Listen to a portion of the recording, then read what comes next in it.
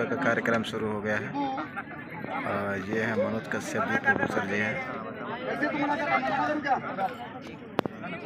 पंडित जी हैं, पूरे सर का बाल मुंडन करके। यहाँ देखिए रितेश पांडे जी बैठे हुए हैं और साथ में रीता दीक्षित भी बैठी हैं।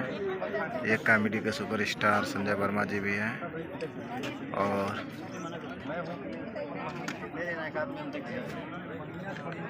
ये स्टेनोग्राफर जी हैं। ये देखिए भैया हमारे तिवारी जी हैं।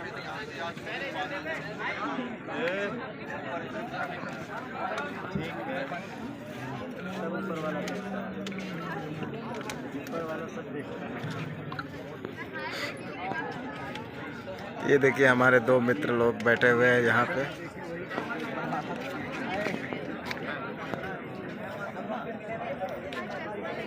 अभी बड़ी फोटो खींच रही है अपना